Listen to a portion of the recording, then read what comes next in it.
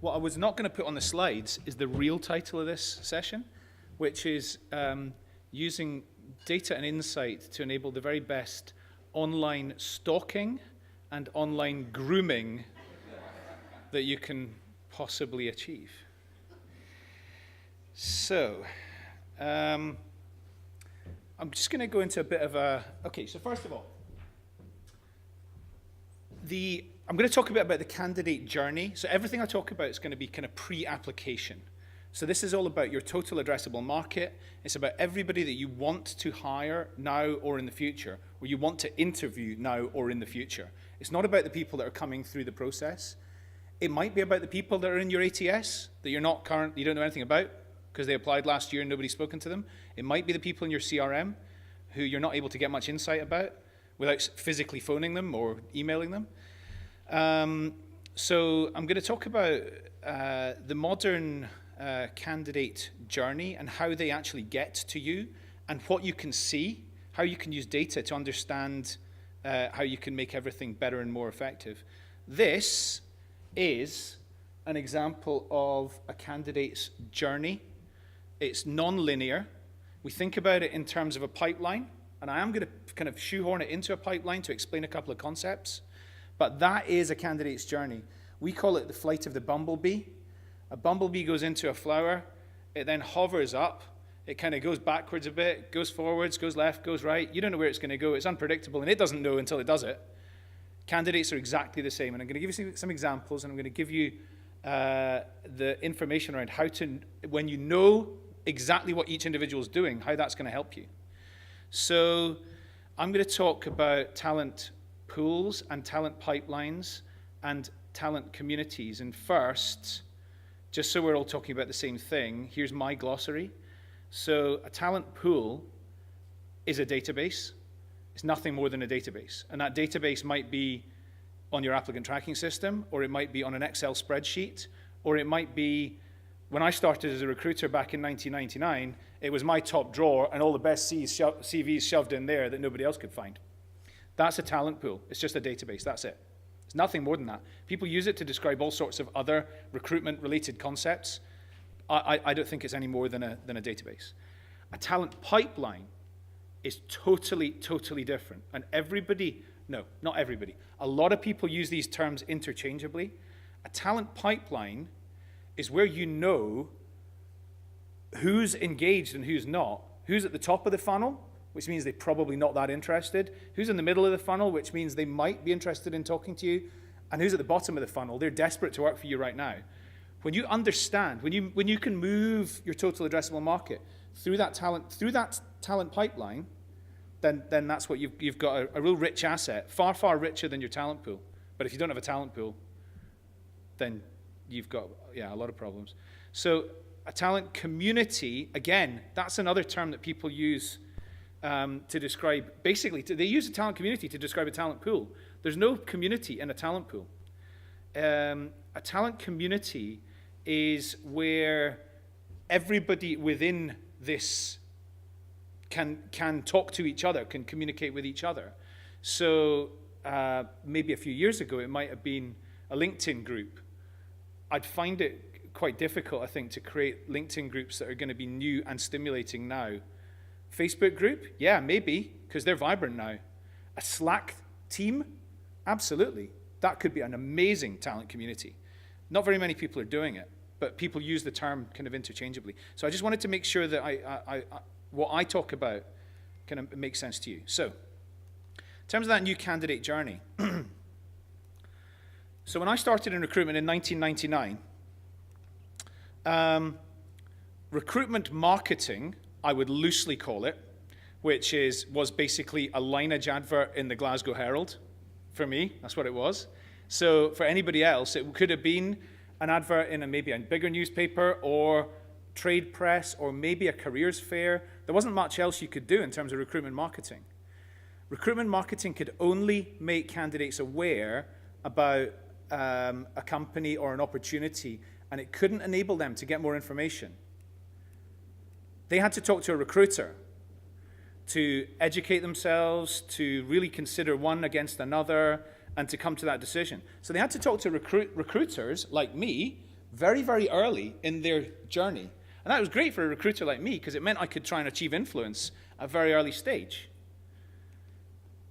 Now, however, we've got an abundance of information, and what that means is that recruitment marketing can make candidates aware about an employer or an opportunity. It can help them to educate about, is this an organization I really want to work for example, your career site. Then through sites like Glassdoor or LinkedIn or the Muse or other deeper, richer sources of information, they can deeply consider JP Morgan versus Goldman Sachs. And they don't need to talk to a recruiter until they get to that stage of, yes, I do want to work for that organization.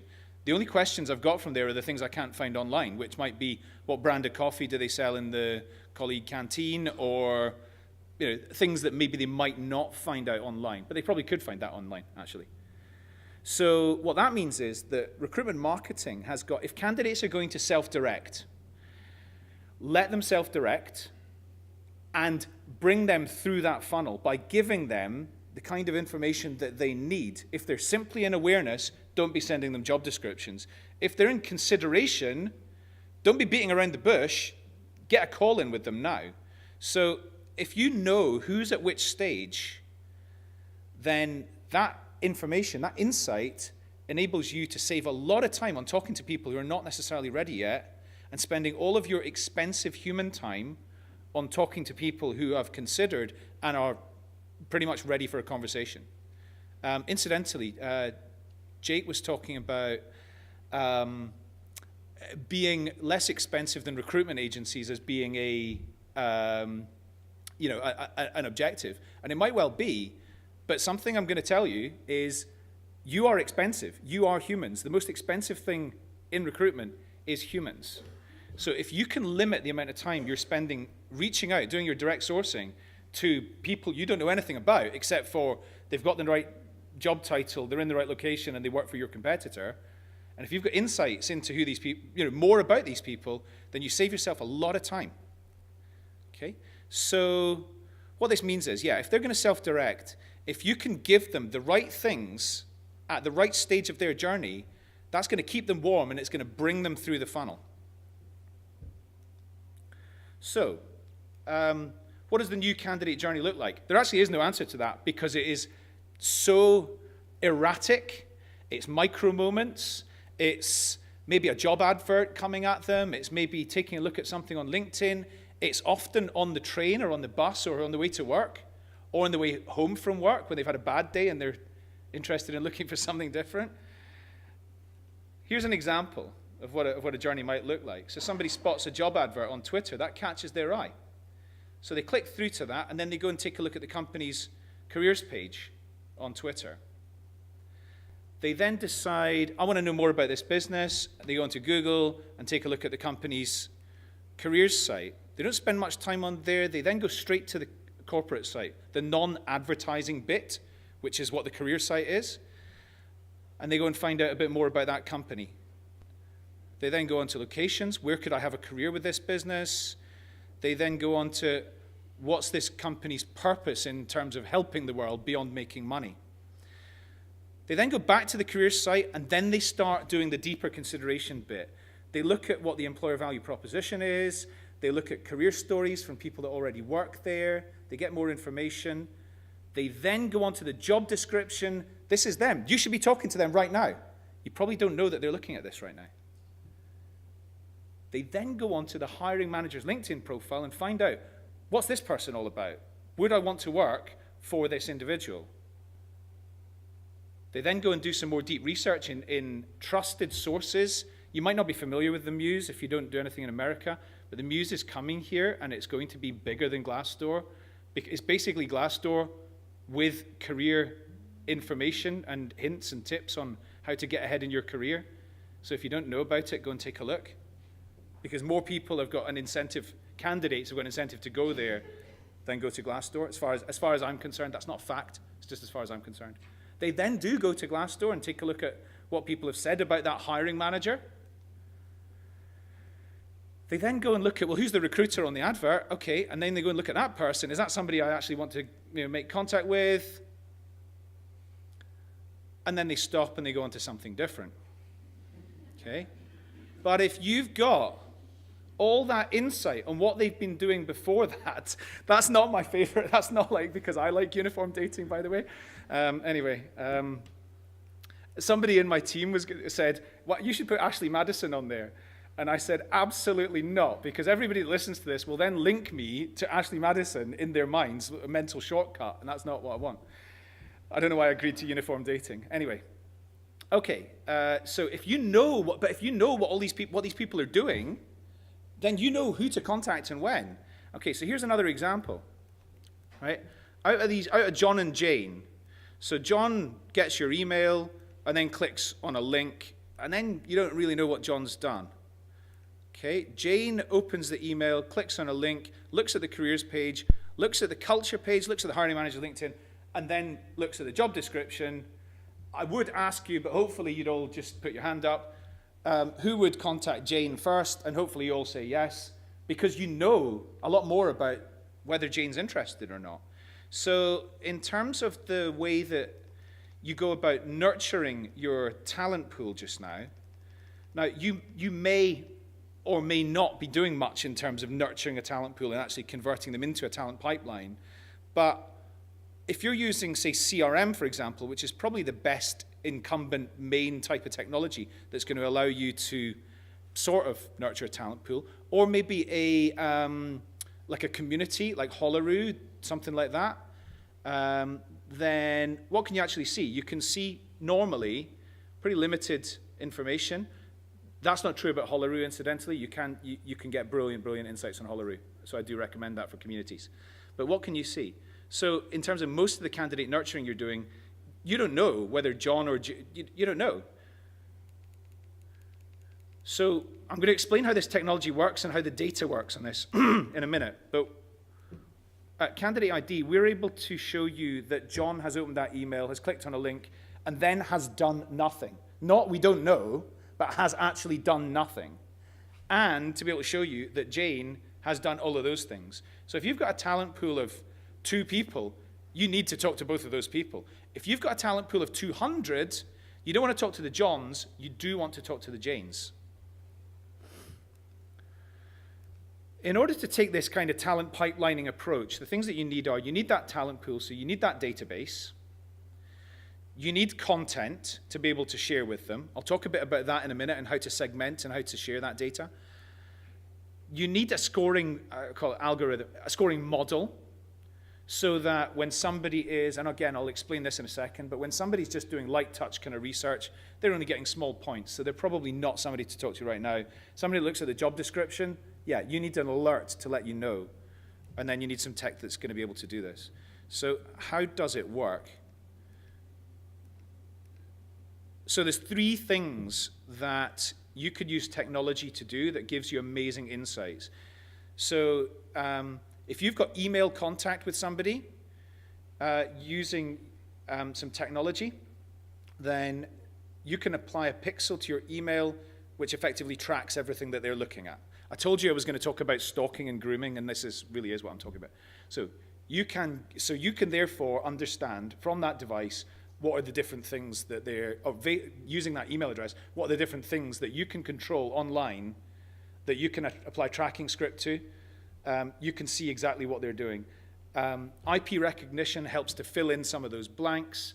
And then there's a technology emerging that we're starting to use, which is called fingerprint, which allows you to go between devices. So if somebody's looking at something on their laptop and a tablet and their mobile, incidentally, over 80% of the people who are engaging with our clients' content are doing it on a mobile.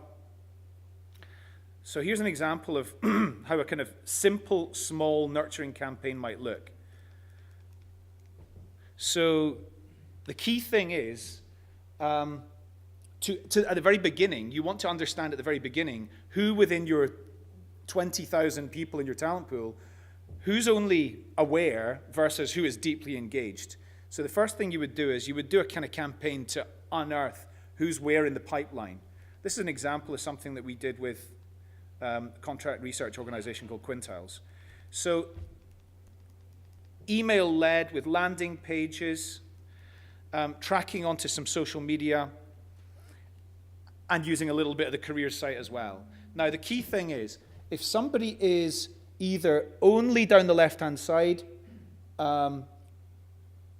or only along here and not going deeper in, then they're probably not all that interested right now in talking to you about opportunities. Whereas if they are bottom right and they're going through all of this and they're starting to look at job descriptions and things, you know who to talk to. Okay, so we're talking about top of the funnel, middle of the funnel, bottom of the funnel content. So this candidate content map, I think you're all going to get a copy of this, so I don't expect you to read it all just now. But for those that are purely aware, you want to be giving them things like career advice, industry insights, hiring manager insights, very subtle employer brand stuff. You don't want to come across as salesy, but you want to be useful and relevant. Most people want content that's useful and relevant. So there's a lot of discussion about, oh, this is like too much of an explosion of content and people just don't want any content. Well, McKinsey will tell you that's not true. They do, but they want it to be as useful and relevant as possible. So if you create useful and relevant content, people will want it, no matter what stage of the funnel they're at. So if they're only aware, they still want stuff from you. But when they start to educate themselves, that's when the kind of content might change. It might be talent brand, hiring managers. It might be inviting them to events. It might be those colleague career stories. It might be the kind of how your company's doing good in the world, all that type of stuff. When they start getting further down into really, really engaged, doing really, really deep insight, that's when you want to be sending them the job description. That's when you want to be inviting them to come in and meet your team. You want to be sending them a personalized career vision. You want to be rolling the red carpet out at that point. Now, clearly, for a lot of you and a lot of the vacancies you work on, this is overkill. You don't need to do this because all you need to do is stick some adverts on Indeed and then manage that. You know, who is it? This is for the really competitive markets where you've got evergreen hiring requirements. An example being EY. You're always recruiting auditors and you're always recruiting tax people. For somebody like that company I just mentioned, Quintiles, they're always recruiting clinical project managers and clinical research associates. And they have a small number of highly competitive alternative career destinations. When you get to the decision stage, if they've got to that stage and you haven't spoken to them, you're potentially already too late. They may have applied to you, or they might not have. They might have applied to somebody else. So that's the stage where you want to be bringing them in for a one-to-one career discussion. So in terms of the kind of way that you go about creating a scoring model, which then gives you all of that data. So there's two different elements to how you create a scoring model that helps you really understand how well engaged a potential candidate is or not. The first thing is about how easy is it to actually do that activity you're asking them to do. If it's open an email, that's just one click. So it's a low number of points. It doesn't mean that they're highly committed because they've opened an email. If they've looked at a video, then that is a much higher commitment activity because it's maybe 2 minutes worth of their time. If they have registered for your webinar about from the hiring manager about how to be a brilliant corporate lawyer, and those 40 lawyers that have registered for that, oh yeah, you want to be phoning each of them individually. So it's partially to do with how easy or otherwise is the activity to do, but also it's about how surface level or deep is the content. So as I mentioned kind of already, if they're looking at just what's going on in your industry or that type of stuff that you're sharing with them, insights that are useful, it's going to be low numbers of points.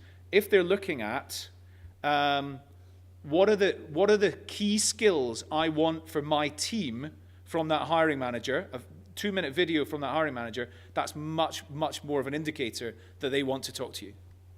Or they're about to start sending their CV to maybe you or maybe not you. But if you know that, you can talk to those people ahead of your competitors.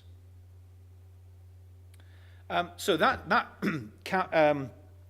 content kind of example that I just showed you from Quintiles, that was a real campaign. It was just a 4 or 5 week campaign.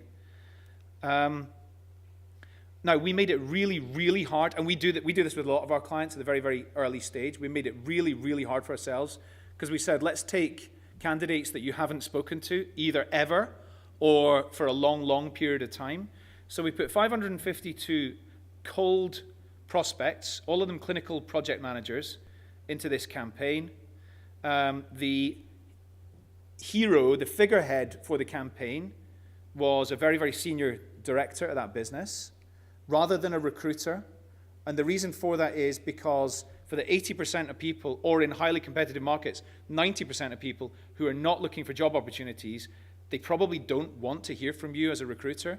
They do want, however, to hear from a hiring manager, because that person's probably in a job that they might want in the future, and they've certainly got career-related insights that those candidates are going to value. So we put a very senior hiring manager into the content. All was authored by that person. So by the end of the campaign, after 5 weeks, as I say, this is 552 people who had never responded to anything. 150 people remained inactive. That's a quarter. A quarter of people remained inactive. Only a quarter. Bear in mind, all 552, they knew nothing about before that, other than they had their name and email address on their ATS or somewhere else. 266 were warm, which means they'd been engaging with the content, they'd been opening emails and clicking on links. 80 were hot, which means they'd gone and either looked at the careers site or they looked at some other deeper content. And then 24 of them were hire ready, and our definition of hire ready is they have either sent a message saying contact me about opportunities, or they have looked at the job description more than once. So you might think to yourself, well, 5% of people becoming hire ready might not sound brilliant, but bearing in mind, highly, highly competitive market, and also candidates who had never responded to anything else. So that's really kind of all I wanted to touch on. The key thing about data and insight for me is, if it means that you're able to do something intelligent with it, you're able to save time and therefore potentially save cost, and also on an automated basis, if you can use data to help you create a personalized candidate experience for those people who haven't yet applied, you're going to bring more people down the pipeline, and that's going to generate a higher quality of hire. Incidentally, sorry, just on that quality of hire thing, my definition, this is not necessarily the right one, my definition, which I got from the CEO of Dixon's Carphone, said this is what her definition was, and to me, it's absolutely right, is time to performance. So if they're hitting performance after a month or 2 months or 3 months or 6 months or whatever the best, whenever you would expect them to be, if they're there before that, that's a high quality of hire. I think that probably works. Thank you very much. I hope that's been interesting. Anybody's got any questions?